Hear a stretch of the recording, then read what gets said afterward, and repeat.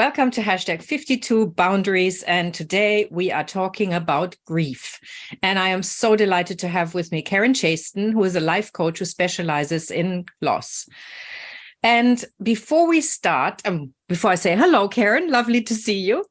Before we start getting into boundaries, how about we just describe and have a look at what is grief actually, and what kind of loss do we grieve? Yeah. Hello, Angela, and thank you for inviting me.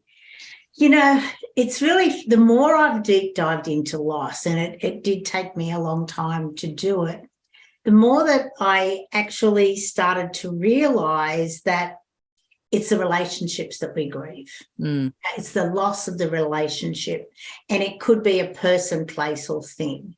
So, and there are, over 40 different types of losses that can come into your life. But when you break down a relationship, so let's talk from a person, two people relationship. So there's three aspects to every relationship.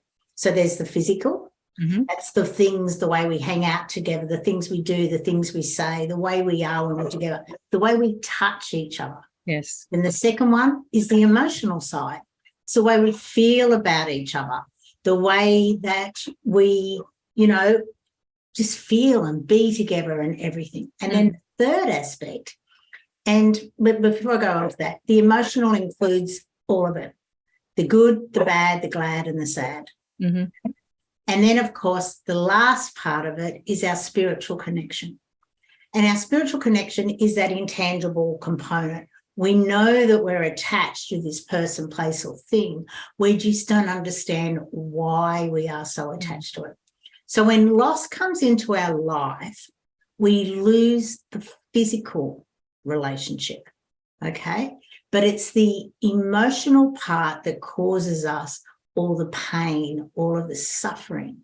And why it causes us that pain is because the relationship is incomplete in some way. We haven't resolved, we've left something unsaid, or we haven't completed something. We had all these hopes, dreams, and aspirations, and now they're not going to happen. And that's what we're grieving, is that part of the relationship. The physical ends, but the emotional and the spiritual lives on forever. Right. Okay. So as far as I know, there are three different kinds of grief. There's the acute, then there's the unresolved, and then there's the integrated one. So let's start with the boundaries. Okay. So because you said there's the unresolved, we don't have incomplete. The incomplete. We don't have the closure. Yes. And so when somebody has soft boundaries, and so basically that means they don't really know how to put boundaries in place. They would also not have boundaries in place with regards to grief. So that grief would continue to keep coming, right? Yes, it can. Yes. Depending on who they are, and if if they're not the sort of person to deep dive into their emotions, into why they are feeling that way, they will definitely process grief in a completely different way to someone who has set boundaries, who understands the relationships. There's so often, if you look at a divorce, there may be one person who is in blame, and the other person is the one who has decided that to end the marriage, and they're okay, sure, they're upset, but they've come to the conclusion, so it was their decision. But the person in blame is not taking responsibility for their part of the relationship. It takes two people to make it, and it takes two people to break it. Sure, one person may have done that final act which caused the breakage, but it's been coming through both of their actions. So if you, as you say, if you haven't set your boundaries and you aren't being responsible for who you are and how you're feeling and deep diving into it, it's going to cause you a lot more pain, and it'll go on a lot longer because you're not ready to get out of that blame game. Yeah. And then, I mean, having gone through that myself and with lots of clients, again, there's this sense of other people have to take care of me when there's a blame. When the person who feels that they can outsource the blame, they don't have to take the responsibility, they often play the victim card. Yes. And they expect that other people take care of their grief. They becomes very dramatic. I mean, here's my famous drama queen tiara, yes, right? Yes. And people just get into the space of, you have to take care of me. It's the same thing as when, I ask people when you're sick, when somebody's sick, what do you do with them? Like if you're sick, do you like to have somebody cook the chicken soup? Or do you like to have somebody leave you totally alone? And people do the same with grief. Like if they want somebody to take care of them, they do the same thing. They do the cooking and all of that nurturing kind of stuff. But if they're more the people who want the privacy, they will just do the same thing. Yes. And it's not about the other person. It's just about them at that point. Yes, it is. Now, I don't know if you know this about me, Angela, and we do know each other quite well.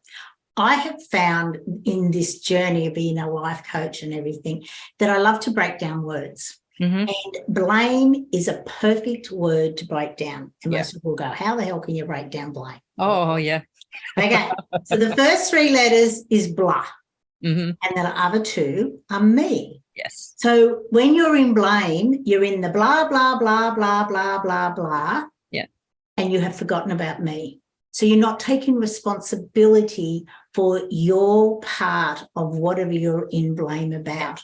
Yeah. And a lot of people live in that blah, blah, blah for the rest of their life. And then they wonder why they're not able to move on. They wonder why they can't find love and forgiveness. They're wondering why they can't deep dive into what has happened and learn that lesson, but they keep repeating it because they're in the blame. So sure, if you go through a divorce, we'll keep with that example, and then all of a sudden you find yourself in another relationship, but you're repeating exactly the same patterns of what you did in the other relationship, and it probably will end up in the same way. And you will be, it's them, it's not me. Why do I keep attracting these same men, who keep treating me this way? It's because you're not taking responsibility and looking seriously at what is happening in your life. Or men, by the way. Both ways. I'm not saying it's just yes, it is men, and I have to say, it's really interesting with men. And the older I get, and obviously it seems to be men are coming around. They've had generationals of you have to be tough, you have to hide your emotions, you have to be all these sort of things. But I feel that they're coming to a stage where they actually want to explore their emotions and they want to heal.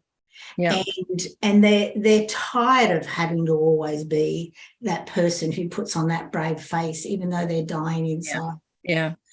Again, I mean, I've had examples in my circle of friends and in my family, where this unresolved grief that just didn't go away, and at the same time, this grief expressed itself in blame.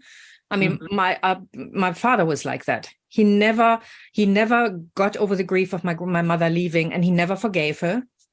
And it was just it created all sorts of bitterness and never remarried, had lots of girlfriends. And ended up dying from pancreatic cancer, which, Yeah, I was about to say that. It creates disease in your body. Yeah.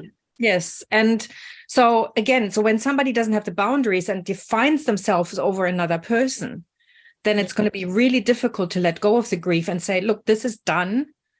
Yeah. I'm moving on. So that's the soft boundaries, right? Yes, but you've got to deep dive in. You've got to take responsibility, dive into you, and just, even if you want to say, be selfish. Just say, what is this about me? What am I here to learn about this? And it's painful and it's not easy, but it's so rewarding when you take that dive into figure out, why is this happening to me? Yeah. And why am I grieving so much? Why is this hurting so much? Because that tells us a lot about what kind of wounds we've had, all of these things. And again, then there are people who really let it, and I've used the word, I don't mean to let it rip. They just really go into the emotion and they go into the drama. And then there are people who don't want to feel a thing. They numb themselves completely. And they, you know, they don't want to share their grief with anybody. And anybody who comes and expresses any kind of empathy or sympathy, they just basically go, nah. Yeah. And I've seen that as well, where people, you know, start working like crazy. Yes. Just, you know, like 14-hour days, just not to feel the pain. Or when people lose a job and they just go into all sorts of addictive behaviors, but they're fine. You know, they binge watch TV, or they start going to the gym, but they never really express how they feel about losing their job. Yeah. It's interesting you say that. I call them the avoidance tactics. Yeah. And if you look around the world, we have created a world of avoidance tactics. Yes. Food, alcohol, drugs, anger, working too much, exercising too much, isolation, Netflix, social media. And then, of course, there's always that favourite one, which is shopping. Okay. Even call it retail therapy. Yes, absolutely. Like, you know, avoidance. And the thing is, well, not isolation and anger, but most of them are socially accepted traits, habits. But it's when we go into excess into them and we are really suffering in silence, avoiding our lives and having it affect all areas of our life, you know, our relationships, our health, our wealth, our profession. That's when we really need to start to deep dive into it and just stop and say, okay, where do I need to heal? Because this is not me living my life. Yeah. This is me avoiding my life. And again, we've got so many options. I mean, it's funny, you said shopping and I said in the same breath sugar.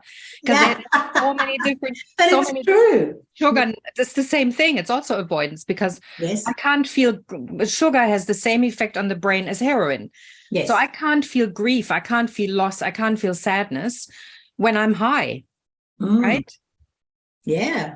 I like that. Thank you. I'll add sugar to my little avoidance tactics behaviors. But it's true. And you do need a fix. It's like, oh, I just need a bit of a lift. Yeah. And a little bit of sugar is fine. It's when you start, the box of chocolates have just gone, this is gone, all that sort of stuff.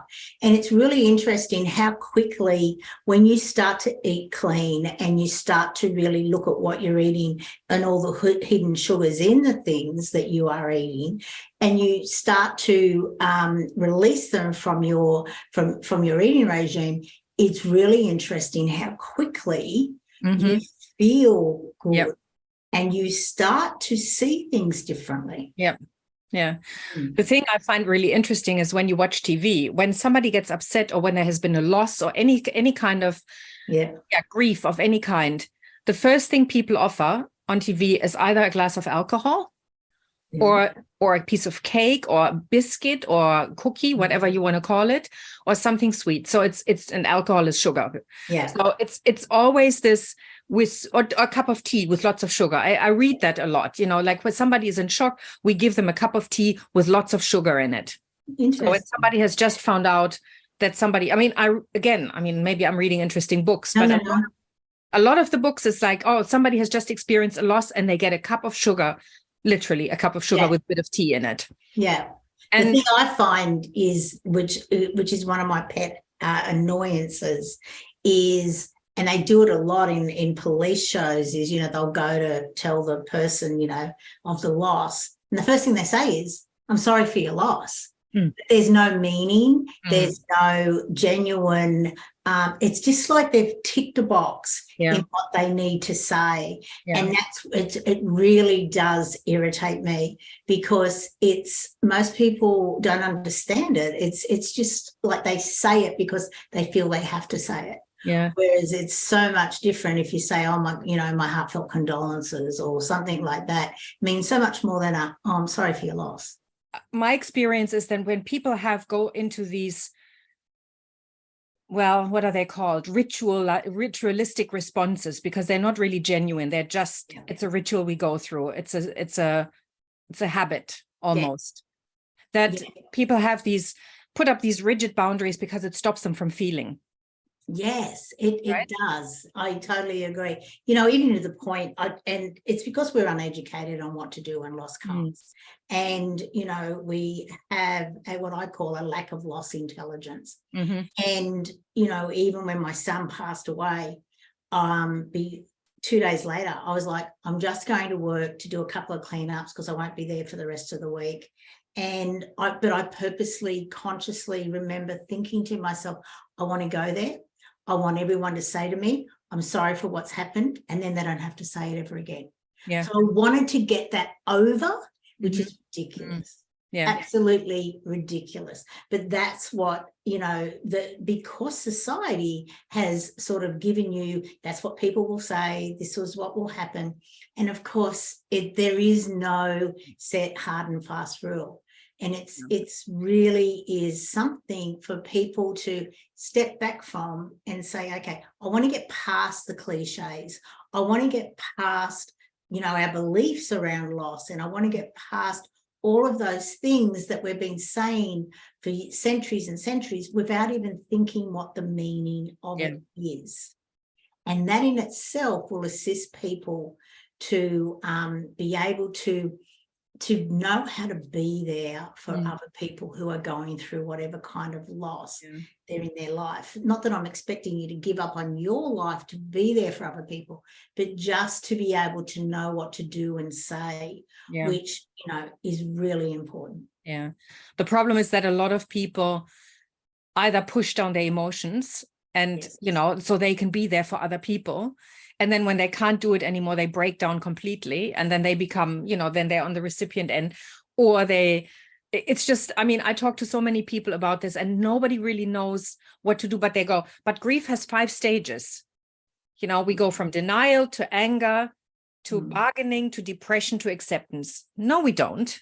No, we don't. And we don't. And the funny thing about them, Angela, is when Elizabeth Cooper wrote them, she said, this is the 5 stages of grief, right? You're not going to go to them in any order. You could go through them a million times, you know, back. Yeah, exactly. You come to acceptance. But she wasn't telling people, this is how you do loss. No. She was telling people, these are the 5 stages of grief. Most people have taken them on as going, okay, this is my Bible. This is where I'm at. Okay, I'm at bargaining. Yes. Yeah. Just one more stage after this, and then I go on to acceptance. And it's like, no.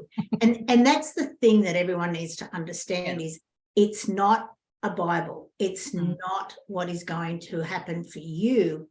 And there is no reason why you cannot go from what has happened to acceptance, right? It's not, you know, it's about being educated on how to do that. Yeah. And then still have love and still have gratitude and respect for whatever you have lost. You don't have to go through all of those stages, but it's important for people to realize it's your journey. It's not for someone else to tell you you're doing it wrong. Yeah. So again, on that, it's again, there are all these expectations that people have on how we should grieve. And a lot of people, again, when they have the spongy boundaries, right? When they flip from now I'm just dissolving into a puddle. And again, I'm forgive the words, or they put up the walls. There's an expectation that there should be a certain way in which we deal with grief, and they flip between both of those because they match the expectations of the people around them. So here they're holding it together because there's somebody there who will reflect that, and then there's somebody there who gets very emotional, and they start crying with the person, or, you know, feeling with the loss.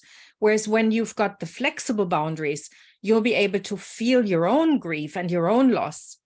But the thing is even if it's unexpected, you know, like if you get made redundant, or if the partner walks out, or if somebody dies unexpectedly, the people with flexible boundaries will start taking care of themselves, and they will understand that there is a transition from that change through the grief into that process of now I've gone through that. And it's not dependent on other people. It's dependent on how they negotiate that, how they take care of themselves. And they actually say to people, this is how I like to grieve. This is how you can support me. Right? Yes, but they may grieve differently for every relationship that they lose, because it comes into the relationship of honoring that. You know, in my book Demystifying Loss, I talk about this couple, and the husband knew he was dying, right? And he was sick for a couple of years, but he ensured that his wife knew that within 6 months it was okay for her to start dating. Yeah. Because he knew that she was a social being, and he knew that that was what she required. It had nothing to do with their relationship, whether, you know, the fact that 6 months later she was out dating it. It was all about us honoring what we had together. And when I'm no longer here, I want to honor you, and I gave you permission. And she got a lot of stuff thrown at her, like, oh, right, we thought you had this perfect marriage, and obviously you didn't. Here you are doing all this sort of stuff. So it's about people honoring and respecting that every loss is unique to the relationship and to that person. And the way that they move forward has nothing to do with anyone else. No. And that's the thing. It's being able to say, it's again, when we're talking about boundaries, it's about saying, you know, you have a right to grieve the way you want to, and I have the right to grieve the way I want to. And yes, I'm happy to accept your help, but I will not, if I'm the person who needs some space, you know, and you keep coming over 3 times a day and start cleaning out the wardrobe because you think, like, for example, when somebody has died, and I've seen that as well, because that's supposedly too hard for the person. The person says, I'm not ready to move on from that. Please do not clean out the wardrobe. But people do that because they think they're kind. But and it's not, they want their smell still there. You know, when our son passed away, my husband for a long time, he couldn't come home. He used to get home a couple of hours before me in the evening, and he couldn't come home because he could smell Dan. And they used to have from 4 till 7 their time together. And he found it really, really hard. But he eventually got to honor and like that smell, because it was a reminder. And as time goes on, you start to think, I can't smell them anymore, or I can't feel them anymore. You know, they've moved on. So sometimes having their clothes there 6 months, a year later is just a way of remembering. And it's allowing people to integrate that loss as well. Whereas if it gets ripped away too quickly, again, people remove photographs. So they don't have to see things and people anymore. Or again, never mention, you know, the place where somebody has poured their whole heart and soul into it. So we'll never mention that place of work again. So there's a tiptoeing around it. Which is it's so not required. You know, I had someone recently, well, last July, I was talking about Dan, and the person said to me, are you ever going to let him rest in peace? Like, are you ever going to stop talking about him? And I just went, no. I said, why would I want to stop talking about him? He's, you know, my son. He's a part of my life. And I spend more time with him, even though he's on the other side, than I do with his siblings. So no, I said, he's got me to be where I am now and who I am now. So why would I stop talking about him? And then the other person who was in the conversation turned around and said, you know, that comment was really unfair. You've never lost a child. So you're looking at it from what you think you may do. And that's the thing, is we don't put ourselves into their shoes. You know, obviously my talking about him made her feel uncomfortable, but it's about her deep diving into why she feels uncomfortable about it, more so than going, you've got to stop that. So basically what I'm hearing at the moment is, please feel your emotions. Yes. But don't inflict them on other people with the expectation that they have to feel exactly the same way. Don't push them down so you're protecting other people. And allow the process to unfold in your own time. And again, don't expect that other people will have the same timeline as you. And just, again, it takes as long as it does.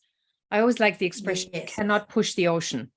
And I think grief is like that, right? You can't push grief. It does. It comes in waves. It does. But it also is to look at your avoidance tactics or your avoidance behaviors. and actually start to say, am I in avoidance, or am I living my life? You know, am I sitting on the couch too much? Am I in isolation too much? Am I, you know, doing this? Has my professional life suffered because of this? And you know, of course it will for a little time. And allow yourself to understand that. But there comes a time where you go, I need to start living. Yes. I'm here to live my life. And, you know, one of the greatest things that I love to share with people is you are the only person you are going to spend your entire life with. You don't spend 24/7 with anyone else. So if you're giving up on your dreams and you're not moving forward with your hopes, dreams, and aspirations, you need to look at why. Yeah. And healing your inner, you know, your inner emotions, what's keeping you stuck is really important. And, you know, I've always had a spiritual side to me. I was brought up Catholic, and I don't regard organised religions as being spiritual. But it gave me a great foundation, and I have found so much comfort in my spiritual beliefs, which have expanded since Dan passed away nearly 12 years ago. It'll be 12 years in July. So it's really, I find that if you feel that there is that something missing, you know, apart from that person for whatever reason, even if they still live in this realm, it's important for you to deep dive into you. Because you have your answers. And I find that when you start to go beyond just who you are and you start to see the bigger picture of things, I think it really helps with you diving into you, but also living and loving your life. The problem I see is that society doesn't really want you to do that. I mean, if you look at the DMV, oh God, now I can't think of it, DSMV-5, the list of psychiatric. Okay. Oh yeah, of course they don't. They don't. Of course they don't. They have now said that if somebody, and there's somewhere in there, that if somebody grieves for more than 2 weeks, and I'm exaggerating here, it's there are certain circumstances, but if somebody grieves for more than 2 weeks, they're actually eligible to be called depressed, and they can be medicated. So and I've seen this. I mean, I had one client who had lost his wife he had cared for 2 years because she had cancer. And within a week, his doctor had him on antidepressants. And that's a very hard boundary to say, you know, so you're done with the emotion, which you don't necessarily feel after a week. Some people are still numb after a week. They haven't even cried then. They haven't felt the emotion. And then saying, okay, we'll just medicate that. We'll put a pill on it. You know, and I find that the times when I have lost someone or I've lost something, a job, you know, whatever it might have been, going into, as you said, deep diving into it, that's what helped me grow and become a better person and build resilience and all of these things. But if you put a pill on that immediately and numb things, how are you going to learn from it? That's my question. You can't. You cannot learn from it.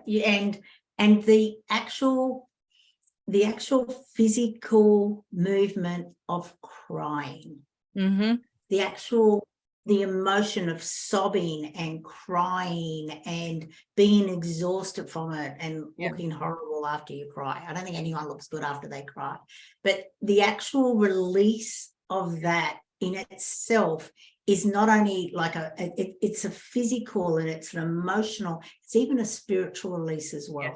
Because then once you do all of that, you can then start to slowly move forward. And sure, you'll still be sad, but being sad and being distraught and grieving are two different things. And it's important for us to, to actually be able to name your emotion, and most people can't. Most people, back to what 3, I think Brené Brown came out with, happy, sad, and mad. Sort of thing, which is, ridiculous. But to actually to know what you are feeling and where you're feeling it in your body is also very important. Absolutely. It has so much information for it in yourself in itself that it's very important. And any sort of medication will not assist you to be able to get what emotions are designed to do, energy, emotion. They come in, they give you a message and they flow out once you've got that message. But shoving them down, they haven't been able to complete what they're designed to do. Yeah. Funnily enough, I'm just writing my book on 52 emotions, the workbook. And today I just wrote about the fact that the original meaning of emotion is in Latin is emovere, which means to move out. So if we have to grieve, we have to feel the loss. But again, it's the appropriate way of doing it. And appropriate, I use very loosely, but it's the not hurting other people, not dragging people into the drama, not pushing things down, you know, not stretching things out, all of these things. And we don't teach people that. Yeah. Unless And what I got from what you just said, it's also not hurting yourself. Yeah. Mentally, emotionally, financially, professionally, your relationships, because that's what people do. I have met people who have lost a child, who have done nothing for 20 years. Yes. Because how can I live without my child? Yeah. And it's like, wow. Yeah. You know, so you are hurting yourself. Yeah. And the same as we pointed out before, you lost a partner and you're transferring that pattern onto the next person. And it's that resentment, that grief, whatever it might be, but that unresolved loss that stretches into a whole lifetime. Yes, it really is. Yes. We've solved it all, Angela. We've done it. So we've covered all the different kinds of boundaries and so much more. And we've just scratched the surface, because again, what it is educating about people into what it takes to grieve in a way that it supports well-being, because that's what it does. Grief supports well-being. Yeah. Yeah. Thank you so much. And I really sorry. Go. Pardon? Go. No.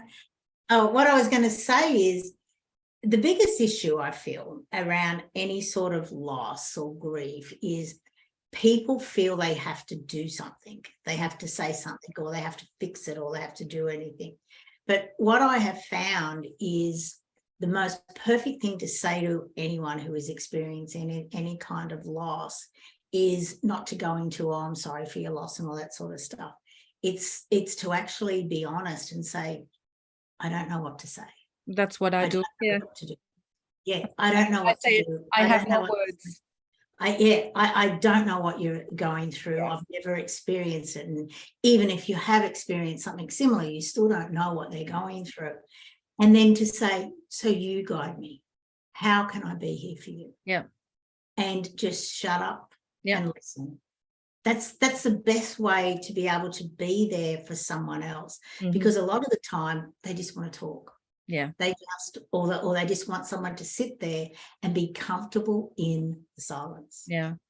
On the other hand, I had a friend whose partner had passed away some time ago, and I sent her some messages, and I called her and she wouldn't answer the phone. She wouldn't answer the messages. So I sent her a message and said, look, you tell me how you want me to support you. I'm happy to keep calling you, and you can just, push me away, just ignore my calls. But what would serve you best? And she came back and said, just leave me alone for now. I just need to feel this. And it's like, okay. Yes. Yeah. Yeah. And she would have been so grateful for that. I can remember seeing people cross the street to not talk to me, within, 6 months of Dan passing. And it's like, seriously? Yeah. Really? And it says more about them than it does about us. And it says so much about the fact that we do have that lack of loss intelligence. Yeah. And the more that we can educate people, the more we can help people to understand that loss is a part of our lives. We are going to go through loss. We learn through loss. We grow through loss. It's like it's a line in the sand to get us to pivot into our next pivotal moment. There's so many good things in it. What not in the actual event, but obviously who you become after it, that it's important for people to go, okay, what this is about, what requires healing, how can I move forward? Yeah. And again, recognizing what kind of boundaries we have around grief for ourselves, how we deal with it, what we tell other people about, or how we grieve with regards to other people, and then how we deal with other people's grief. And Yes. those are two sides to the same coin. And if we have really spongy boundaries around that, where we just flip between, you know, like now I'm feeling it, now I'm not, now I'm getting sucked into what you're feeling, and now I'm blocking everything you're feeling, then that's not really supporting the process at all. Yeah. Yeah, I totally agree. And to remember, we live in a world of duality. We live in a world of so many different, you know, infinite ways of doing things, and understanding and knowing that is really good. What works for me may not work for you. Yeah, exactly. So why am I pushing my way of doing things onto you? Yeah. Why not just go, oh, wow, I wouldn't have done it that way, but I can see that's working for you. So good on you. Yeah, exactly. Mm. Thank you so much. Thank you, Angela. I always love talking to you. Yeah, same here. An interesting conversation. Yeah. We've had many conversations that we think will be half an hour that go on for hours, and it's always exactly. But I think we packed a lot into the half hour, and hopefully it's something that would people take as food for thought on, you know, like, how do you deal with grief? What boundaries do you have around it? And again, educate themselves. Loss intelligence. I like that. Yes. Thank you so much, Karen. Okay, thank you. And thank Bye, you, everyone. Bye. And thank you everybody for watching and listening. We'll see you next time.